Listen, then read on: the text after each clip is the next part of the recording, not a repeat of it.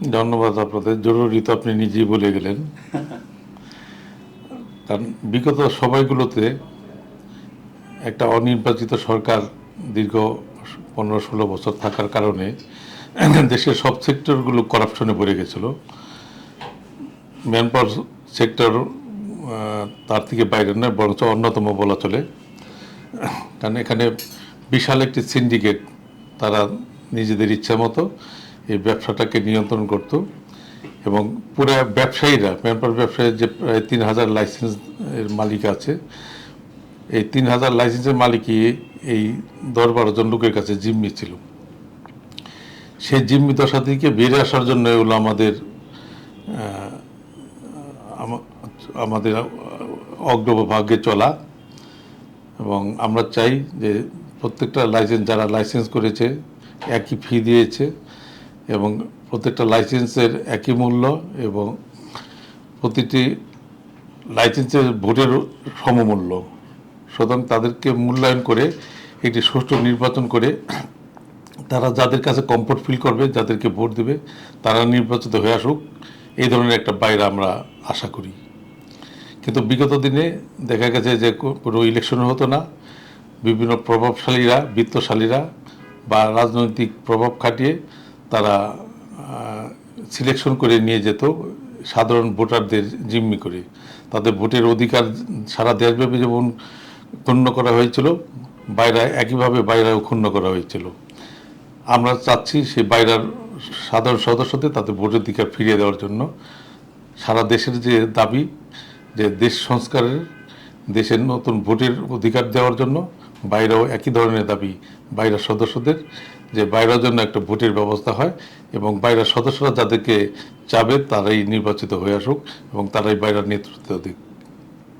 আপনারা তো নিঃসন্দেহে জানেন যে বাংলাদেশে যে রেমিটেন্সের প্রধান দুইটি খাত, একটা হলো গার্মেন্টস, আরেকটা হলো ম্যান পাওয়ার।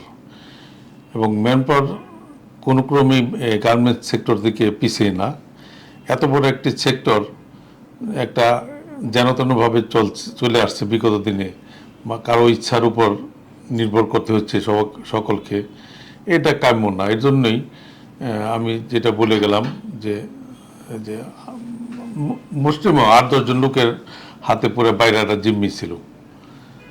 তো এদের হাত থেকে এরা মূলত কিন্তু যে খুব বড় ব্যবসায়ী তাও না। তাদের ব্যবসা হলো বাইরে নিয়ন্ত্রণ করা এবং বাইরের সদস্যদের জিম্মি করে তাদের কাছ থেকে অবৈধভাবে এবং অবৈধভাবে টাকা হাতে নেওয়া। যেখানে আমরা 1.5-2 লাখ টাকায় মালয়েশিয়া লোক পাঠাতে পারি, সেখানে তারা দেখা গেছে যে 5-6 লাখ টাকাও নিয়েছে। এতে করে আমাদের দেশের অর্থনৈতিকগুলো বাইরে চলে গেছে এবং এরা প্রত্যেকটা যাত্রীকে বাধ্য করেছে এই টাকাগুলো দেওয়ার জন্য, এবং ব্যবসায়ীদেরকেও সাথে সাথে। কারণ ব্যবসায়ীরা তো, যারা ক্ষুদ্র ব্যবসায়ী বা যারা নাকি ফিল্ড লেভেলের ব্যবসায়ী, তারা তো আর নিজের পকেটে টাকা দিয়ে লোক পাঠাবে না, তারা প্যাসেঞ্জারের কাছ থেকে নেবে। এবং প্যাসেঞ্জাররা তারা ঘর বাড়ি জমি বিক্রি করে তারা কিন্তু এই টাকাগুলো দিচ্ছে। যেখানে আমরা 1.5-2 লাখ টাকা লোক পাঠাতে পারি, সেখানে 5-6 লাখ টাকায় লোক যেতে হয়েছে। এই টাকাগুলো যে মাঝখানে যে টাকাগুলো, এই টাকাগুলো ওই সিন্ডিকেটের লোকজন ভাগাভাগি করে নিয়েছে।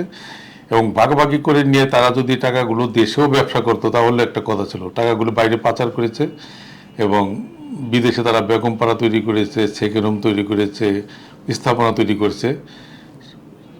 বিনিময়ে দেশটা এই অর্থনৈতিকভাবে শূন্যতার কোঠায় পৌঁছে গেছে। এখান থেকে আমরা একটা সুন্দর অবস্থায়, স্বাভাবিক অবস্থায় বাইরেকে ফিরিয়ে আনতে চাই এবং আমাদের দেশের এই দিন মজুররা তারা যেন অল্প টাকা বিদেশে যেতে পারে, সেদিকে আমরা খেয়াল রেখে আগামী নতুন বাইরে করতে চাই। বাইরে তো একটা প্রতিষ্ঠান, বাইরে কিন্তু কোনো ব্যক্তি না। ব্যক্তিরা কে আসলো তার উপরে নির্ভর করবে। যেমন গত বাইরে ইলেকশনে যে প্যানেলটি এসেছিল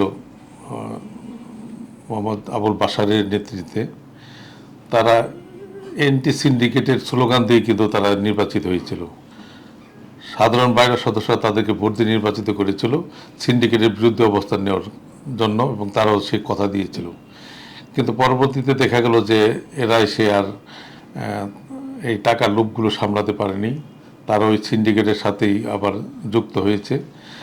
তা আমাদের দাবি থাকবে আগামীতে যারা আসবে তারা যেন এই লুপ থেকে বিরত থাকতে পারে, এই ধরনের নেতৃত্ব আসুক, যে আর কোনো সিন্ডিকেট আমরা দেখতে চাই না, আর কোনো আমাদের অর্থনীতিকে আমরা বিদেশে আর ঠেলে দিতে চাই না, আর দেশটাকে অর্থনীতি শূন্য করতে চাই না। আমরা চাই দেশটাকে স্বয়ংসম্পন্ন করে একটি সাবলীল অবস্থায় পৌঁছে নিয়ে যেতে।